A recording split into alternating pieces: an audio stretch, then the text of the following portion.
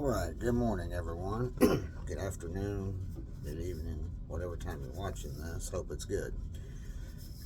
So, today, um, on this episode of West Virginia Shooting and Reloading, um, I'm working on some 708 before work. I'm loading up some 139 grain Hornady Boattail soft points with 41.6 grains of IMR 4064. I've tested the same load with a few different powders, and I think the IMR seems to do the best in my particular rifle. And that's one thing I want to talk about today. So, in other groups I'm in and discussions I have with people, hear people all the time say, what's the best load for 223? What's the best load for 357? What's the best load for 9mm? Whatever. People's always looking for the best load. The thing is, though, the best load for me may not be the best one for you. There's a lot of factors that goes into that. One is every rifle is different. Every rifle is different. Every pistol is different. Every revolver is different. Period. Okay? You can go to your local gun store and you can buy,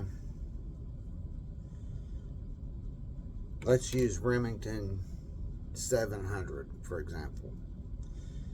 You can buy a Remington 700 and 243, which I've got one, SPS Warman, great rifle.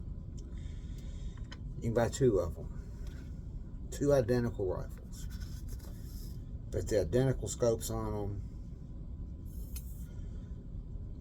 run the exact same ammunition, factory or hand loads in them, and there will be differences. And the reason why is you got to think the steel that went into making the barrel, chamber, etc., could have been sourced from two different places. Although they have strict quality control and this, that, and the other, there's still going to be variables. Period. The rifling, the bit that they use to make the rifling, maybe it went in at a different angle, or maybe it was dull, or I mean, there's so many maybes. Maybe the guy operating the machine was tired. There's so many variables that goes into it. So every firearm is different. In addition to that, when you get down to each individual load, everyone's going to be different. Okay? The cases are different. Primers, powder, bullet, etc. Okay? But also, it depends on what the individual is looking for. Now, me personally, I don't mess around with chronographs and all of that. I've got one, but I never use it because I'm not chasing feet per second. Feet per second, sectional density, all that means nothing to me. Okay, I mean, I know it's important terms, don't get me wrong. Those are important factors in the process, but that's not my concern. What I shoot for is accuracy. That's all I'm worried about. I'm not worried about speed. I'm not worried about any of those additional variables. The only thing I'm worried about is the tightest group I can get without a high pressured round that could cause damage to my firearm. In addition to that, when it comes to the barrel burners like 6 Creedmoor, 22 250, 22 Creedmoor, those types of calibers, I want to try to maximize barrel life, so I don't worry about all these additional variables. The main thing I'm looking for is the most accurate load that's not that's going to cause the least harm to my firearm, period. That's all I'm worried about. So, when it comes to reloading, it's kind of up to the individual what you're looking for. Are you looking for a good hunting round? If you are, then you're going to need to load something that's got the knockdown power that you're looking for. Are you looking for a long range load, something where you're going to shoot 2, 3, 4, 500 yards? Or are you looking for something to just punch holes in paper at 50 yards? So those are all variables that you got to think about when it comes to what's the best load. And at the end of the day, the best load for any hand loader or any firearm, period, the best load is what works best for the individual. Not what works best for 10 other guys, not what the old guy down the street told you. It's what works best for the individual. Now, I do want to take a moment and I want to talk about the overall process in loading. Because I see a lot of people, what do you do? How do you do it? And this and that and the other. Okay? So I want to start with primers. And I know some of you guys out there are going to disagree with the things I go over in this topic when I talk about primers. Somebody's going to say, oh, you're messing up, or oh, read a manual, or oh, you're going to blow your gun. Look, I've got dozens of manuals. I've got every app you can have. So trust me, I read my manuals. Before anybody tries to say you need to read a manual, I've read them. I've read manuals probably more so than most other people. So when it comes to primers, I have also experimented with loading my own primers with Primall and other things, and we'll do a video on that at a later date because it is a little bit of a process. But when it comes to primers, okay, you've got small pistol and large pistol. You have small pistol Magnum and large pistol Magnum. You have small rifle and large rifle. You have small rifle Magnum and large rifle Magnum. And then, of course, you've got your 50 BMG and you've got your shot shell and your muzzle loaders and all that. But I'm just talking about center fire, pistols and rifles at the moment. When people say, can I use a Magnum primer in a 9mm? Yes, you can. I've done it thousands of times, okay? People say, well, this particular load calls for a Magnum primer and all I got standard primers, okay? Use a standard primer. When you look in your data book and it says to use a Magnum primer with a certain load, let's see if we can find one here for reference. Let's see. Okay, here we go. So 708, for example. If you're loading 160, and this is a Speer manual, if you're loading 160 grain bullet, and if you use 760 powder or accurate 2250 or 2520, 748 or H380, it says a Magnum primer was used with this powder. Now, that doesn't necessarily mean you have to use a Magnum primer. That's what they used. When they did their testing, that's what they used. Okay?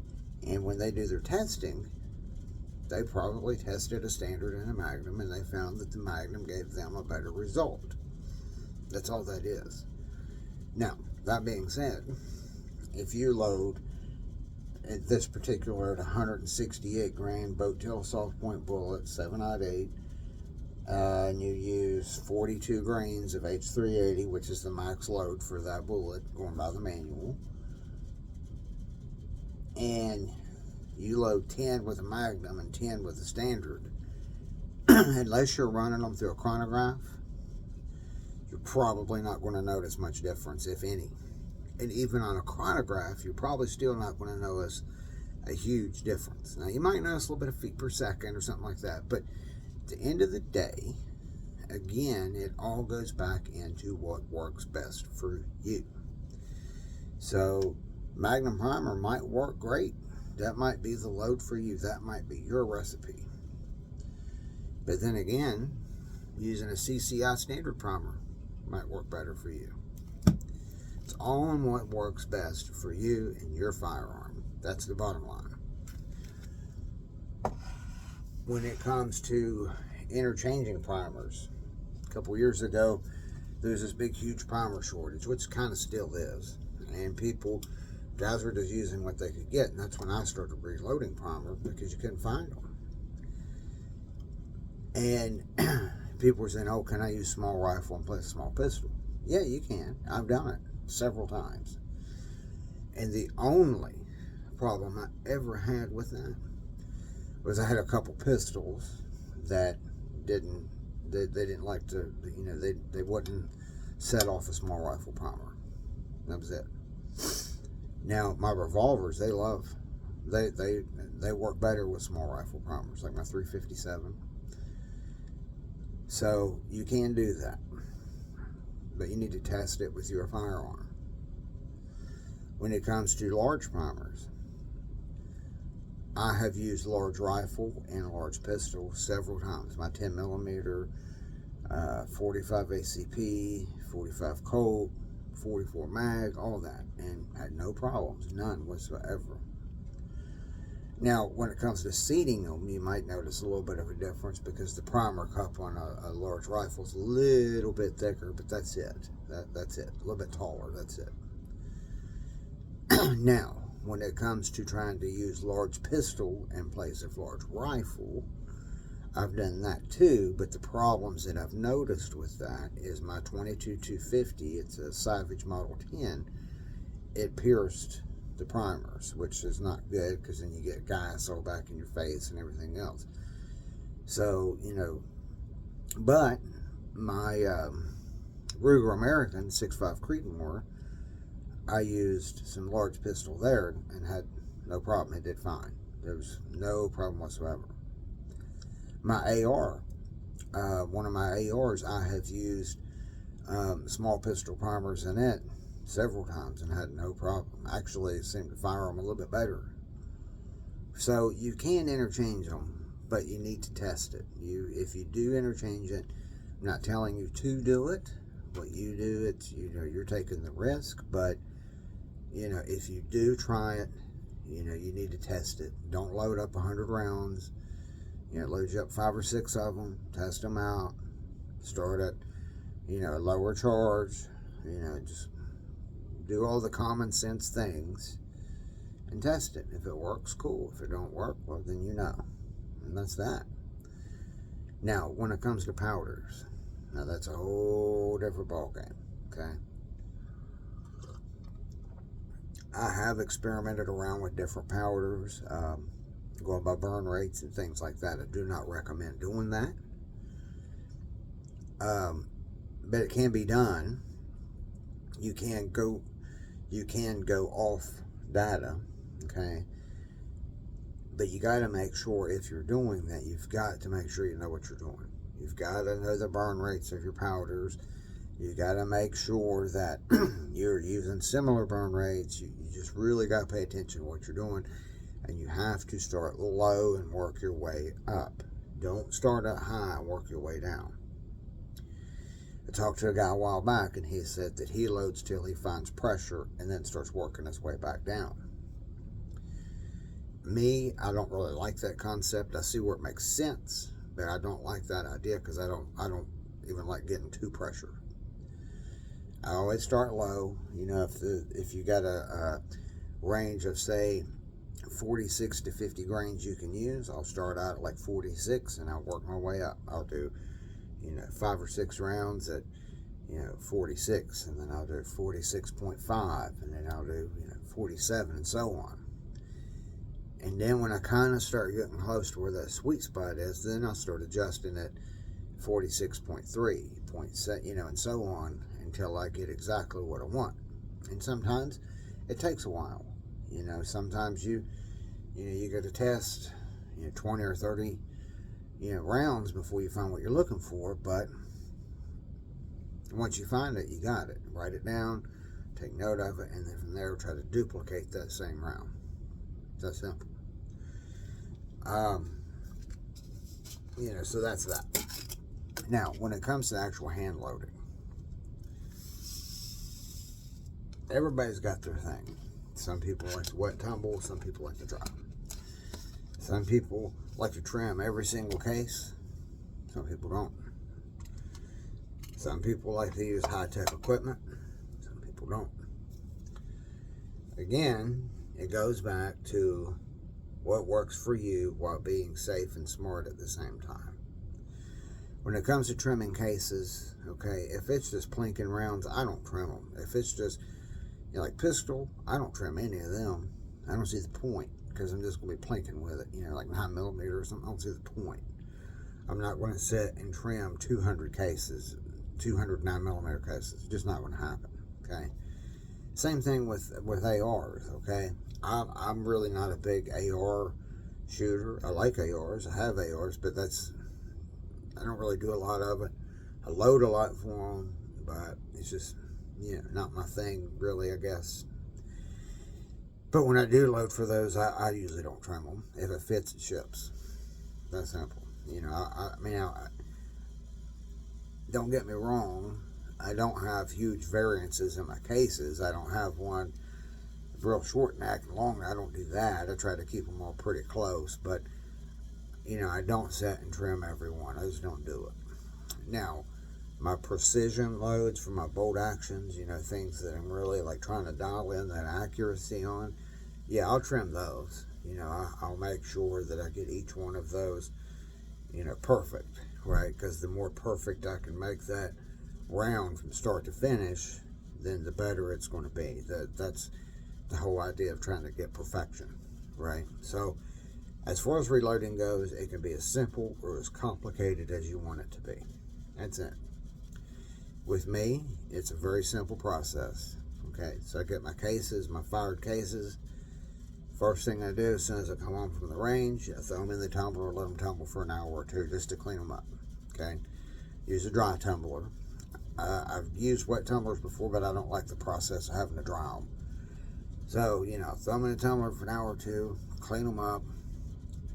Then from there, I size, deprime, sort them, all that sort of thing. And then when I start loading them, I'll prime up everything that I plan to load for the week.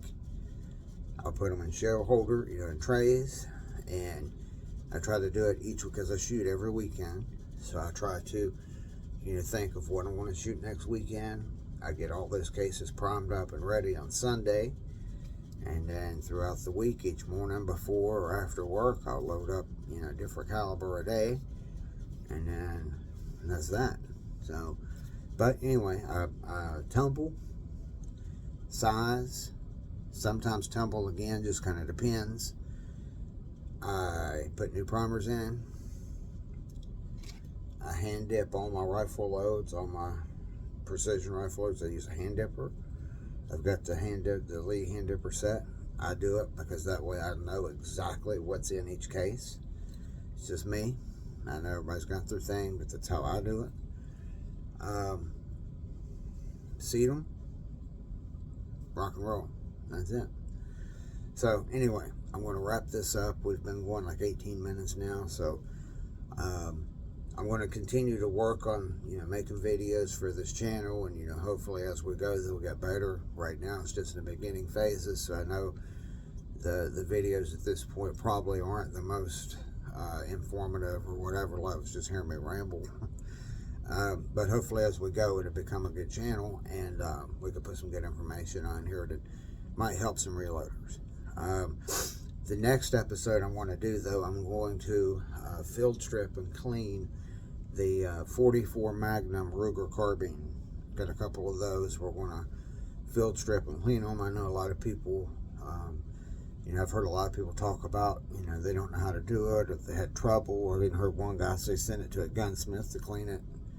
You don't got to do all that. So I'm going to break a couple down and show step-by-step process, disassembly, clean, reassembly, and hopefully that'll help some folks. So we'll do that in the next video in the next couple of days, so stay tuned. If you like the video, hit like, subscribe, all that good stuff. You can also check out our Facebook group, West Virginia Shooting and Reloading. My name's Dave. Thanks for watching. Have a great day.